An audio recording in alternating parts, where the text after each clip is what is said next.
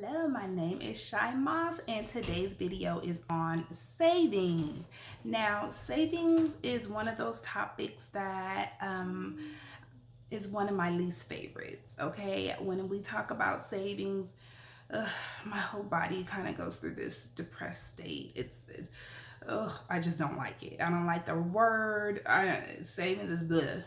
Okay, now recently I did a money story and I had to think back on my earliest memory of money. And so the whole time that I didn't like savings, I kind of didn't know why. It was just something in my subconscious that when you say save, I just reject that feeling. But when I did this money story, I thought back, what was my earliest memory of money? My earliest memory, Lord have mercy, of money is I remember my dad had got me and my sisters a piggy bank. I think I had to be between maybe 8 and 10 years old. I don't know. But I was pretty young. So he got us piggy banks. And he told us, okay, you guys need to start saving money. So here's a piggy bank, save your money. Then we're going to take you to the bank and open up you a bank account. So I was super excited about it. So I was really saving all of my coins. Every time I seen a penny, every time I seen a nickel, a dime, anywhere, I'm like putting it in that piggy bank. I was so proud of myself, you guys. It took a while. It took months. But that was my goal. I was super excited about it. You know how little children are. They're like, oh, a piggy bank, I can start saving my own money. And so I was feeling so good about myself. So then one day my dad comes in and he asked us, you guys, where's your piggy banks?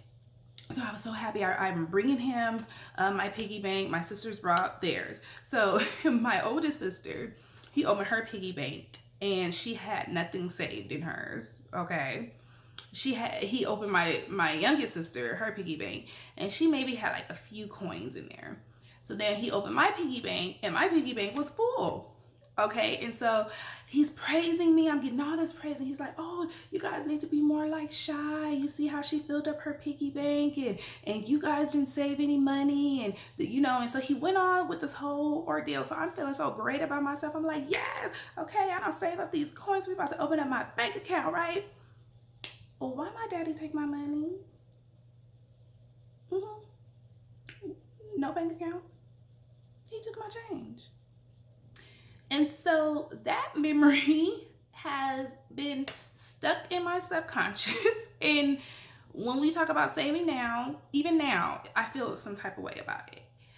And so that was my first money relationship. I put all my time, all of my emotions. I was so excited into building this little savings in this piggy bank, and then it was taken from me. And then later on in life, I'm sure a lot of you can relate to this. Later on in life, right? You open up your account, you open up a savings with your account, and then you put your monies into the savings. And then, so I would have money over there in my little savings account. So then what happens? You have to make a huge purchase. Maybe you don't have enough in your checking account. That was me. Once upon a time, didn't have enough in my checking account. So guess what they do? All the time I've been saving up this little money in my savings, they don't withdrew it from my savings account. It's so discouraging, right? Then I'm like, okay, you're still trying to get wiser with your money. I went and I did, I opened up some kind of savings account where you can get interest on your money over a period of time. So I had put my money into this savings account, and over a year, the interest, what I got was like 70 cents or something like that. I said, this can't be life. This cannot be life. I'm not about to do this with y'all with this savings. So for me, I never had a good experience with saving. So then I had to learn, how to save. I had to actually, even now, even to this day, I still trick myself into saving. So now what I've learned is that, okay, if I'm going to save my money, it has to work for me. I have to find some way where I'm going to get more back in return. First off, I'm not going to just save my money, in some kind of bank, because the dollar is going to inflate. Okay, so it doesn't make sense to just keep your money hidden under your mattress or or just in an account where it's not accumulating any kind of interest. So your money has to work for you. So certain things that I do, I put, one is real estate. Okay, that is like the biggest. I just love it. So real estate, you're gonna automatically get that equity back. It is faster. But anyway, we're not gonna talk about that today. So, but anyway, so with savings, pretty much. Like I said, I feel a certain type of way. Like I said, I have to trick myself into savings. I can give you an example. When it comes to my kids, I remember growing up, my mom has 4 kids. So my other siblings, my mom paid for their car. I actually had to go out and pay for my own car. But it gave me a feeling of accomplishment. It made me feel really good. So I don't complain about that. But me as a parent now, I feel like, okay, when my children, I know that it's gonna happen. They're gonna get to the age where they're like, hey, we want a car. Now, granted, I do make them work for their money, but I don't want to be where in a situation where it's like, oh, okay, well, I don't have money. Mommy doesn't have money to get you this car. No. So what I did when they were born, I opened up them an insurance account that accumulates money, and then when they get a certain age, they're gonna match whatever I put in there. They're gonna match that dollar. So I said, okay, you know what? With this right here, this is their car money. So how I save money is I put that money to work. It's a plan for it. So I find accounts that, one, you're going to either match what I'm putting in here, or it's going to be some kind of interest is going to have to build up on it. I have to have a vision for this money. It's not where it can just be taken, because that's been my experience. And I know that's been a lot of people's experience when it comes to savings, and it does turn you off from saving. So one, I do not save with wherever I bank. I have a savings with them, but I don't really save with them. You get what I'm saying? I don't want it anywhere where it's easily taken out, withdrawn, or anything like that. No, absolutely not. It does not work for me. It might work for other people, but it does not work for me. Okay? So when you actually learn your own money story, and you will figure out what actually works for you, then you'll put new strategies that's going to actually benefit you and your family in the long run. So anyway, when it comes to savings, 58% of Americans have less than $1,000 in their savings. We are not saving, you guys. Oh my God. But if you want to be a millionaire, if you want wealth, that is one of the requirements, is you have to learn to save. You should be saving 20% of your income.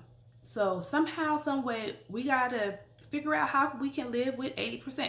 When I talk to people, a lot of people, they're like, I need to make more money. I need more money. And it's not really that they need more money. It's they don't know how to manage their money.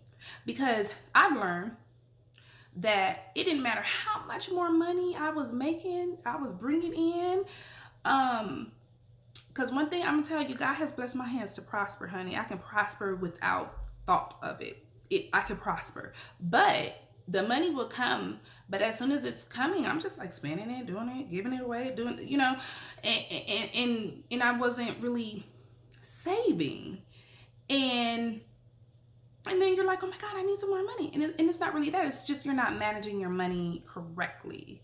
And that's one of the things. So once you start to learn to actually, like, one thing about me, I don't believe in living below your means, whatever they say. Like, that's a whole nother trick too I have to do with my brain, because if I'm working hard for my money, you're not gonna tell me I need to be living below my means. No, you got to come at me a different way, because it's a turn off. It's a turn off. I don't believe in the whole poor mentality type of thing. No, this is not why Jesus died on the cross for me. He died that I may have life and life more abundantly. So when you're telling me I need to be living below my means, that's going against what I believe. Right? So I'm not doing that. So like I said, you got to strategically change your way of thinking. So with that, it's like, okay, no, it's not I need to live below my means, but okay, I know I need to put 20% aside, 10 to 20% aside, or even more aside for savings. Okay, so I'm putting this money to work. I'm not looking at it as I'm living below my means. I'm not even really looking at it as I'm just saving. I'm looking at, this is what this money is for. Every dollar have a purpose, and we're gonna give that dollar a purpose, right? So one thing, you should have 4 different types of savings. Okay, so you should have, the first one should be your retirement savings. Of course, I'm gonna get off into that a little bit later. The retirement is the IRAs, your 401ks, just whatever you're putting aside for your future, how you want to live when you get older. Because we're all gonna get older. We do have to look at, anything can happen. God forbid if you get hurt and you can't work anymore. So you have to look at all of these things. So it should be a savings for that. It should be a savings for when you get older. The second one is your specific savings. So say for instance, you're saying, okay, I'm going to save up so much money because I want to buy a house in a year or two, or we're going to I'm planning to have a baby. So you need to put some money aside for that. It might be you want to do home repairs, just anything. You want to buy a car, anything like that. So then you have to have a different savings account for that as well. So then the third one is emergency. Oh my goodness, the emergency one. Oh my goodness, I see this all the time. This is why I'm a big advocate of, you need to have your own business. I don't care how great your job is, you need to have your own business. Somewhere you need to be investing in yourself. Because honey, your boss ain't loyal. They're not loyal.